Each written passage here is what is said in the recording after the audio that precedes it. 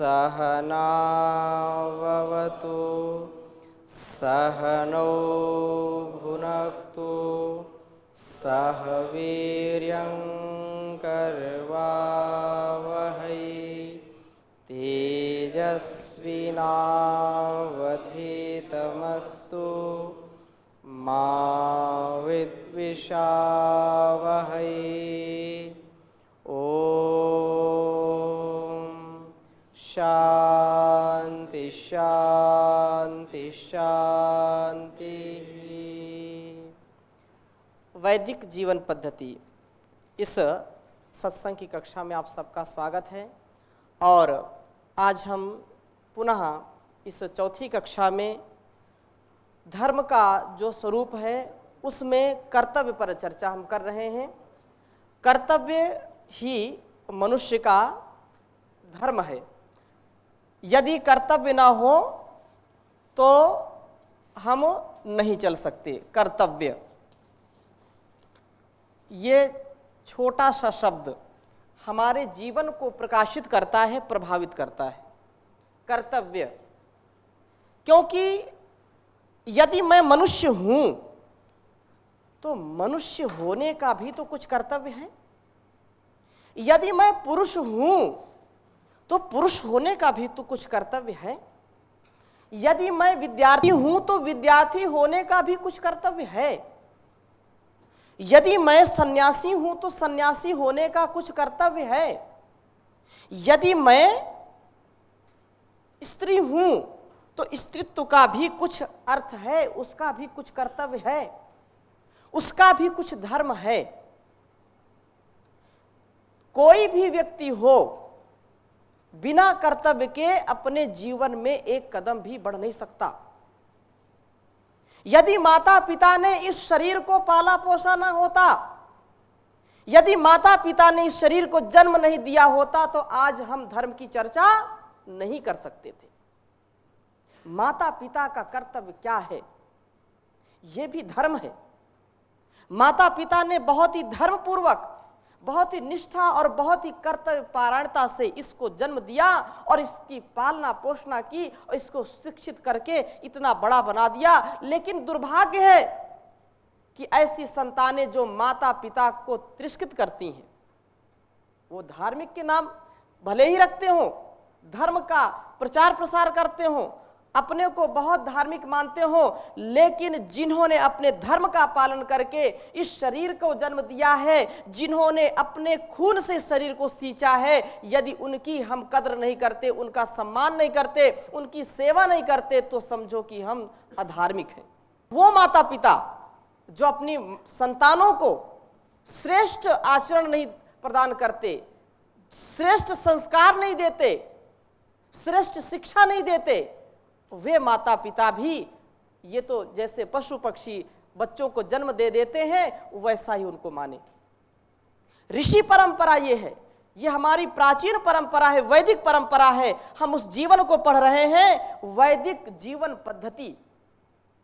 यदि 16 संस्कारों से युक्त हमारा परिवार नहीं है, यदि माता पिता शिक्षित होते हुए भी बच्चे को संस्कार नहीं दे पा रहे हैं, तो उसका तिरस्कार पूरा संसार करेगा। और यदि संस्कारित बच्चा है तो उसका लोग सत्कार करेंगे। बिना संस्कार के कोई भी अच्छा काम नहीं कर सकता। संस्कार सम्य प्रकार से किया हुआ जो भी कार्य है वो संस्कारित कार्य कहलाता है। तो हम कर्तव्य की बात कर रहे हैं। कर्तव्य ही धर्म है। धर्म कोई चीज दिखाने की नहीं, धर्म आडंबर करने की चीज नहीं है, धर्म कोई पहनने ओढ़ने की चीज नहीं है, धर्म जीने की चीज है, धर्म करने की चीज है। धर्म हमको धारण करके रखता है। हम पतित ना हो, हम कर्तव्य से विमुख ना हो, यह धर्म है। प्रणाम स्वामी जी। जी, जैसे आपने अभी बताया कि हमारा कर्तव्य ही धर्म है। जी, अभी बताया कि माता पिता जो और ये समाज जो हमारा देता है, जी, ये राष्ट्र जो हमारा यहाँ तक हम जो भी आए हैं, जी, एक हर एक प्राणी का और हर एक व्यक्ति का हमारे यहाँ तक पहुँचने में योगदान है। जी, इसके साथ साथ सबसे बड़ा योगदान हमारा माता पिता और समाज दोनों का है।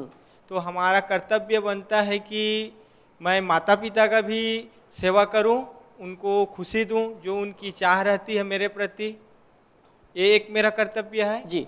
मेरा एक कर्तव्य है कि जो ये राष्ट्र है, समाज है, इन्होंने मुझे यहाँ तक पहुँचाया, मुझे ये ज्ञान दिया, ये केवल मेरे माता पिता से नहीं मिल सकता।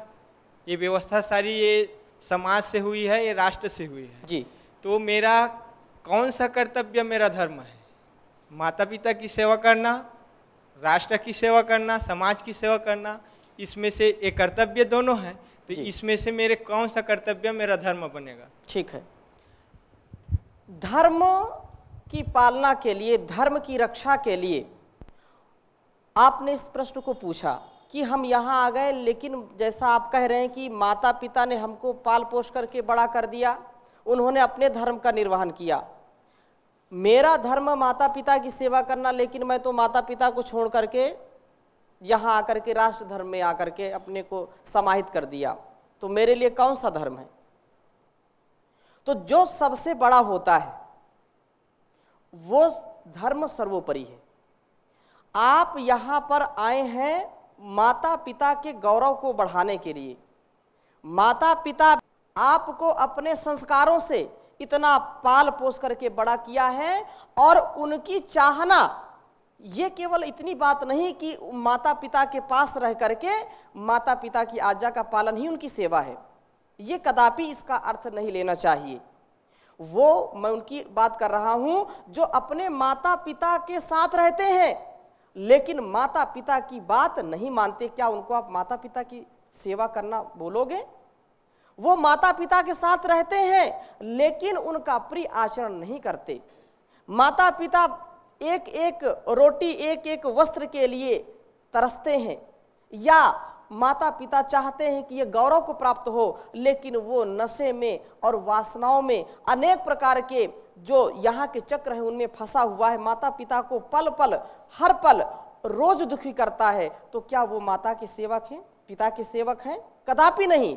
आपने एक बड़े लक्ष्य को लेकर के आप यहाँ आए हैं, और एक नहीं, उस जिस जननी से ये शरीर जन्म लिया है, जिस पिता से आपने अपने को संस्कारित किया है, उसके गौरव को बढ़ाने के लिए जो शरीर आपका तन और मन मिला है, इसकी विद्वता को बढ़ा करके आप हजारों लाखों माता पिताओं को तृप्त करेंगे। राष्ट्र का जो है, जो वैभव है, जो गुरुत्व है, वो आप बढ़ाने के लिए यहाँ आए हैं।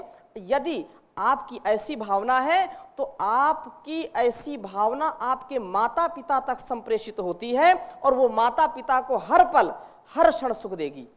और जो घर में रह करके माता पिता को कष्ट देते हैं, उनकी भावनाओं को तिरस्कृत करते हैं, उनकी इच्छाओं की जो सद इच्छाएं हैं, जो चाहते हैं सभी माता पिता कि मेरा बच्चा वैभवशाली हो, गुणवान हो, धैर्यवान हो, इसका समाज में नाम हो, तो आप तो वो घर छोड़ करके आप बड़े घर में आ गए हैं और माता पिता के नाम को रोशन करेंगे, इसमें कोई दो राय नहीं। तो राष्ट्र की सेवा जब आप करेंगे तो आपके घर की माता पिता की भी सेवा परम पिता परमेश्वर करेगा, इसमें कोई दो राय नहीं है। निजी भी मेरा अनुभव है, और आप में से बहुत वरिष्ठ भाई बैठे हुए हैं, पूज्य संतगण बैठे हुए हैं, इनका भी अनुभव है, परम पूज्य स्वामी जी महाराज का भी अनुभव है। तो आप अपनी सेवा, अपने उत्कर्ष, अपने कर्तव्य को राष्ट्र कर्तव्य मिला रहे हैं, तो राष्ट्र से अलग माता पिता नहीं है, वो भी राष्ट्र में है। क्योंकि राष्ट्र सुरक्षित है तो हम सुरक्षित हैं, हमारे माता पिता सुरक्षित हैं। ठीक है, तो कर्तव्य की बात कर रहे हैं। कर्तव्य से ही मनुष्यता है, और मैंने कहा यहां से मैं आरंभ कर रहा हूं कि इस मनुष्य शरीर को पा करके यदि हम अपने इस मनुष्य शरीर के कर्तव्य का पालन नहीं कर रहे हैं, धर्म पूर्वक आचरण नहीं कर रहे हैं, तो मानव शरीर का कोई महत्व नहीं है। पशु पक्षियों की जो शरीर है, जो काया है, और हमारी जो काया, इसमें कोई अंतर नहीं है। कुछ लक्ष्य को लेकर के हम आए हैं। राष्ट्र की संस्कृति, जीवन का जो वैभव है, जीवन किस लिए मिला है, इस पर चिंतन करके इसको आगे बढ़ाने से इसका कर्तव्य पूरा होगा। धर्म पूर्वक कर्म करने से धर्म का मर्म पहले समझें, धर्म की चर्चा हो रही है, धर्म के स्वरूप को समझें, तब जाकर के हमारा कल्याण होगा। और ये शरीर भोग भोगने के लिए नहीं है, भोग तो भोगना है, जो भी हम देख सुन जान रहे हैं, खा पी रहे हैं, ये सब क्या है? भोग है। इतनी महिमा धर्म की गाई है कि पूछिए मत। धर्म जन्म कुले शरीर पटुता सौभाग्य मायुर्लभम धर्मेणैव भवन्ति निर्मल यशो विद्यार्थ संपत्तया कांतारा च महाभया च सततं धर्मः परित्रायते धर्मा सम्यगुपासतां भवति हि स्वर्गापवर्गप्रदा स्वर्गापवर्गप्रदा। धर्म से ही स्वर्ग, धर्म से ही अपवर्ग, ये सारी संपत्ति, जीवन की संपत्ति, जीवन का वैभव, जीवन की उत्कृष्टता धर्म में निहित है। धर्म के कारण ही जन्म, कुल तथा शरीर में पटुता आती है, और धर्म ही सौभाग्य, बल, आयु का दाता है, और धर्म से ही निर्मल यश की, विद्या की और धर्म अर्थ की, संपत्ति की प्राप्ति होती है। धर्म ही महाभयों से, जो महाभय है, यहाँ पर भय अनेक प्रकार के हैं, उनसे बचाता है, और धर्म ही धर्म के सेवन करने वालों को स्वर्ग तथा अपवर्ग मोक्ष की प्राप्ति कराने वाला है। क्योंकि पहले ही कक्षा में जो है वैशेषिक दर्शन का जो सूत्र बताया था, यतो अभ्युदय निश्रेयस सिद्धि सा धर्मा, जिससे अभ्युदय हो, जिससे श्रेयस की प्राप्ति हो, वो धर्म कहलाता है। इसलिए धर्म रक्षक तथा आनंदप्रद है, धर्म का ही पालन करना चाहिए। बिना धर्म के पालन किए हमारे में सुख शांति की प्राप्ति नहीं हो सकती है। अशांति और अनेक प्रकार के दुखों से हमको बार बार लगातार जूझना पड़ेगा। एक धर्म पूर्वक यदि आचरण करते हैं, अपने कर्तव्य का यदि आचरण करते हैं, तो कभी भी हम पतित नहीं होंगे। जैसे मैंने माता पिता का उदाहरण दिया, माता अपने कर्तव्य का पालन करती है, उसमें कोई आसक्ति नहीं होती। यद्यपि आसक्ति का तात्पर्य यहाँ पर यह है कि जब तक वो बच्चा है, शिशु है, उसको वो पालती पोसती है। बार बार लघुशंका करता है बच्चा बिस्तर पर, बार बार जो है मल करता है, लेकिन माँ कभी दुखी नहीं होती, माँ कभी उसको उठा करके पटक नहीं देती। वो कर्तव्य कर रही है। और कर्तव्य में हम आगे पढ़ेंगे कि धैर्य, धैर्य कभी छूटता नहीं। धृति क्षमा दमोस्तेयम, इसकी भी चर्चा करेंगे। जो व्यक्ति धैर्यवान है, जिसमें धृति है, वही धार्मिक है। हम छोटी छोटी बातों में उलझ जाते हैं, परेशान हो जाते हैं, हताश निराश हो जाते हैं, क्रोधित हो जाते हैं। इन लक्षणों से युक्त व्यक्ति कभी भी धार्मिक नहीं हो सकता। हाँ, ये बात जरूर है, अन्याय के प्रति, राष्ट्रद्रोह के प्रति, आतंकवाद के प्रति, व्यभिचार, भ्रष्टाचार, बलात्कार के प्रति, राष्ट्र उत्थान जहां पर अवरुद्ध हो रहा हो, वहां पर धैर्य कभी नहीं रखना चाहिए। धैर्य हो, लेकिन वैसा धैर्य मैं नहीं कहता ठीक है आतंकी आ रहे हैं आने दो, धैर्य रखो सब ठीक हो जाएगा, ये बात नहीं। घर में चोर आ गए, ठीक है आने दो कोई बात नहीं, ले जाने, धैर्य रखो फिर कमा लेंगे। कोई घर में आग लगाने आ गया, धैर्य रखो, आग लग जाने दो कोई बात नहीं, फिर बना लेंगे घर। ये धैर्य नहीं, जानपूर्वक धैर्य। किसी माँ से कोई पूछे या कोई व्यक्ति चर्चा करे कि धैर्य की क्या लिमिट है।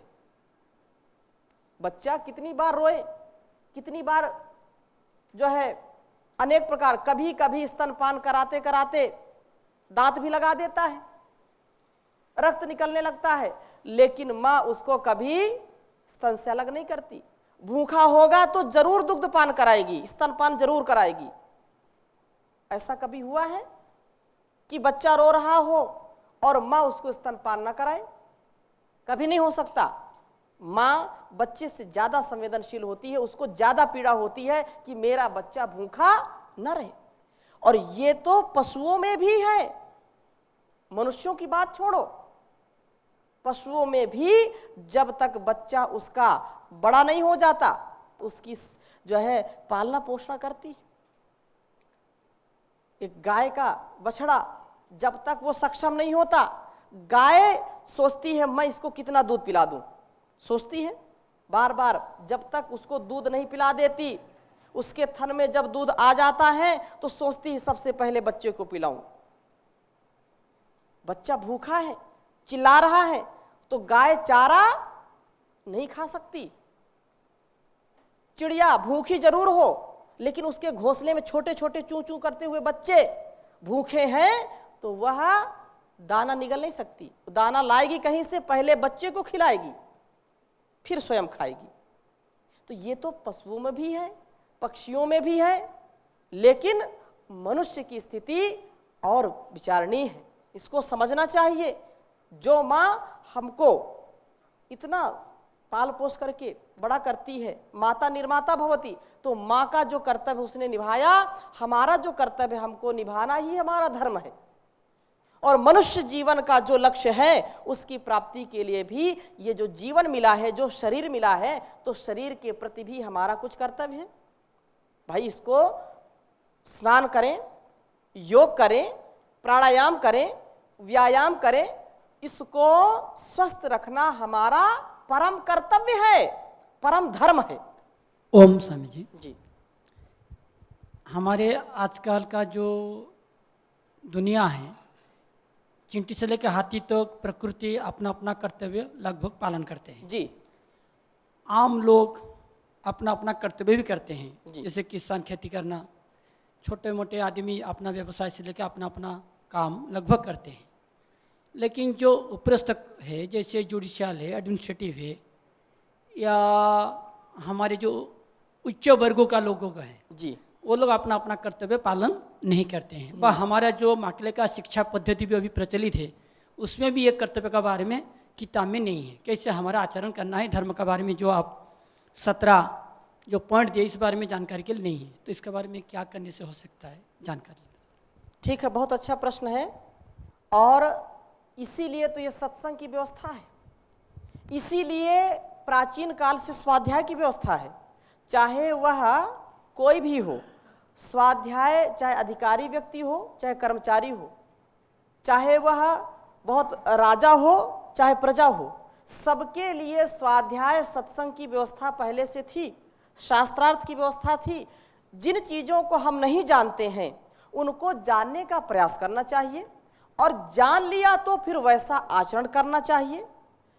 आज इसका अभाव है, इसीलिए वो अपने कर्तव्य को नहीं समझ पा रहे हैं, नहीं जान पा रहे हैं, जिससे अनेक प्रकार की जो है विसंगतियां हैं शासन में, प्रशासन में, अधिकारियों में, और जो भी कार्यालयी कार्य होते हैं उनमें अनेक प्रकार के दोष हैं। वो दोष सभी जानते हैं। उसका प्रमुख कारण यही है, जिसका वो वेतन ले रहा है उस कार्य को भी करने में वो कतराता है, तो वो पुण्य नहीं, वो पाप का भागी है, वो धार्मिक नहीं अधार्मिक है। उसको कैसे ठीक करें? उसको तो जब वह व्यक्ति स्वाध्याय करेगा, सत्संग करेगा, अथवा ऐसी शिक्षा लागू की जाए। इसीलिए तो परम पूज्य स्वामी महाराज प्रयास कर रहे हैं कि मूल में क्या है? शिक्षा। और यही आज के युग में लोग, जैसे लॉर्ड मैकाले ने शिक्षा को, भारतीय शिक्षा को, भारतीय संस्कृति को नष्ट करने का जो बड़ा कुचक रचा कि उसको गुरुकुली व्यवस्था यहाँ से उखाड़ करके फेंक दो, ये भारतवर्ष अपने आप गुलाम हो जाएगा। क्यों? क्योंकि शिक्षा दीक्षा ही हमारी जड़ है, हमारी मजबूती है, और उसको लोगों ने उखाड़ करके फेंकने का जो कार्य किया, जो षड्यंत्र रचा, उसके तहत आज हम अपनी संस्कृति पर जहां गौरव होना चाहिए वहां शर्म आती है लोगों को। इसकी चर्चा जहां आध्यात्म की करें, ऋषि मुनियों की बातें करें, तो लगता है बिना मतलब बातें। लेकिन आप देखें, चाहे रसिया हो, रूस, जापान, अमेरिका, आज उन्हीं ऋषियों की बातों पर रिसर्च कर रहे हैं, चाहे यज्ञ हो, चाहे योग हो, चाहे वो खगोलीय विज्ञान हो, चाहे भौगोलिक विज्ञान हो, सब में रिसर्च कर रहे हैं जिसको ऋषियों ने बहुत पहले ही अनुभव करके लिख दिया। और जब पूरा रिसर्च हो जाता है तो घूम घुमा करके फिर वहीं आ जाते हैं, हाँ ये बात तो ठीक है। तो कहने का आशय ये है कि शिक्षा व्यवस्था पहले ठीक की जाए। जब शिक्षा व्यवस्था ठीक होगी तो हम उन चीज़ों को जानेंगे, जान करके फिर उनको मानेंगे, मान करके उनका आचरण करेंगे, तब ये धर्म की स्थापना होगी।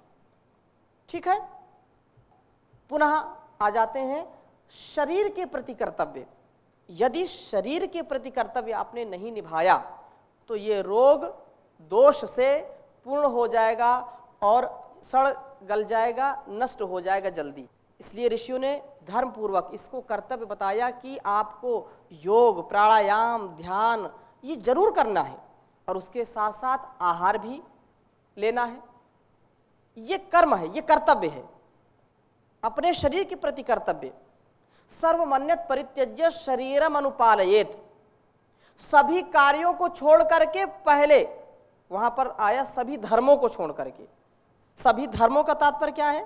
अन्य जो सभी कर्तव्य हैं, जैसे पढ़ना है, जैसे सेवा करनी है, कृषि करनी है, किसी भी प्रकार की कोई सेवा है, कोई भी कर्तव्य है, उसको छोड़ करके पहले क्या करें? शरीर की उन्नति करें। अब इसका तात्पर्य ये कभी मत ले लेना कि ठीक है दिन रात केवल शरीर की ही उपासना करें, सारे कार्य छोड़ दिया, ऐसा नहीं। इसकी प्रधानता बताने के लिए जो है, इसका महत्व बताने के लिए कि आप शरीर को सबसे पहले, महर्षि देव दयानंद भी कहते हैं कि सबसे पहले शारीरिक उन्नति, फिर आत्मिक उन्नति, इसके बाद सामाजिक उन्नति। व्यष्टि से समष्टि चलती है, व्यष्टि से समष्टि। व्यष्टि को ठीक करिए पहले, व्यष्टि को पहले ठीक करिए।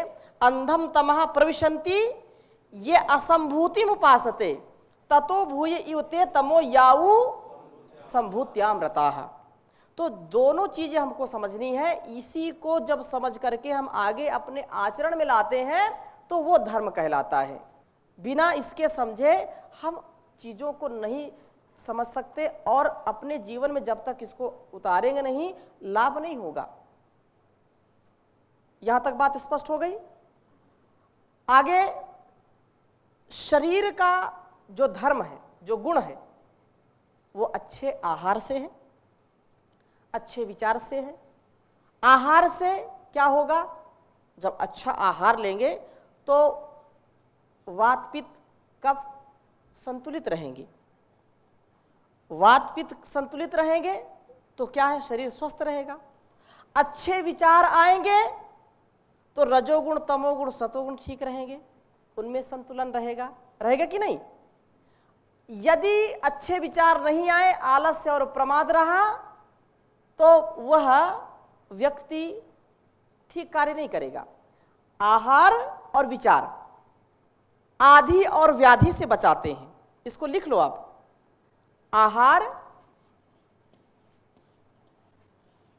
आहार किससे बचा? यद्यपि आहार तो जो है विचार के ऊपर निर्भर करता है, जैसा विचार होगा फिर वैसे आहार लेंगे, परंतु आप लिख लीजिए, आहार की यदि गड़बड़ी हुई तो वात पित्त कफ दूषित होंगे कि नहीं होंगे? तीनों चीज है। आहार यदि ठीक नहीं है तो क्या होगा? वात पित्त कफ डिसबैलेंस हो जाएंगे। और यदि विचार ठीक नहीं हुए तो क्या होगा? जैसे विचार ठीक नहीं हुए तो क्या होगा इसमें? रजोगुण, तमोगुण, सतोगुण में डिसबैलेंस हो जाएगा। क्यों भाई साहब? जब इसको ठीक करेंगे तो हम आधि से बचेंगे। किससे बचेंगे? आधि। और इसको ठीक करेंगे तो किससे बचेंगे? व्याधि से बचेंगे।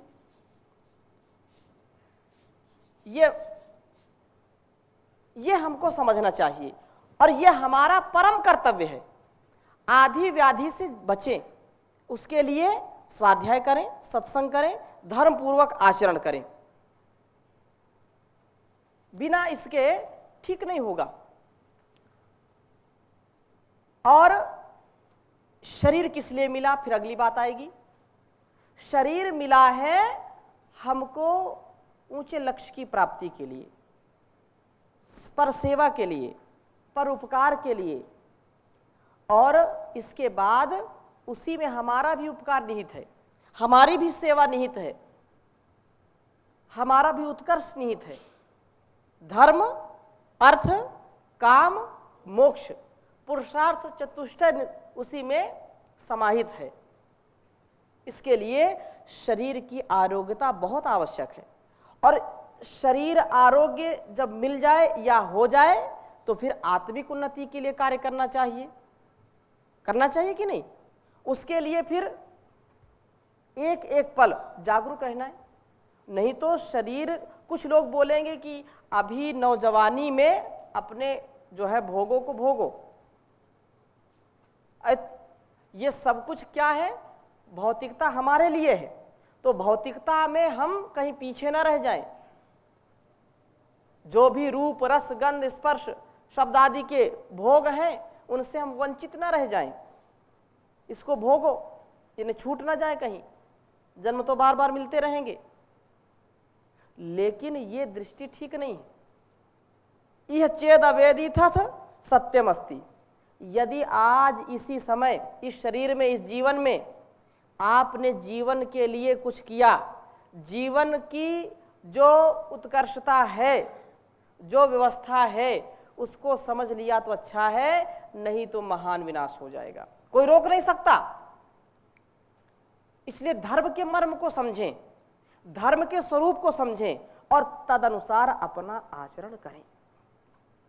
भर्तृहरि ने कहा, यावा स्वस्थमिदं शरीरमरुजं यावा जरा दूरतो यावा चेन्द्रिय शक्तिरा प्रतिहता यावा क्षयो नायुषः आत्मा श्रेयसि तावदेव विदुषा कार्यः प्रयत्नो महान् संदीप्ते भवने तु कूपखननं प्रत्युद्यमः कीदृशः प्रत्युद्यमः कीदृशः। तो हम ऐसे ही आत्मोत्कर्ष के लिए जब तक ये शरीर, मन, ये अंतःकरण और ये शरीर स्वस्थ है, निरोग है, जरा नहीं है, बुढ़ापा नहीं है, तब तक हम इस कार्य को करें, धर्म के मर्म को समझें, वैसा आचरण करेंगे तो हमारे जीवन में पुनः उत्कर्ष आएगा। आज के इस भाग में यहीं तक, शेष चर्चा अगले भाग में करेंगे इसी विषय में। ओम शांति शांति शांति।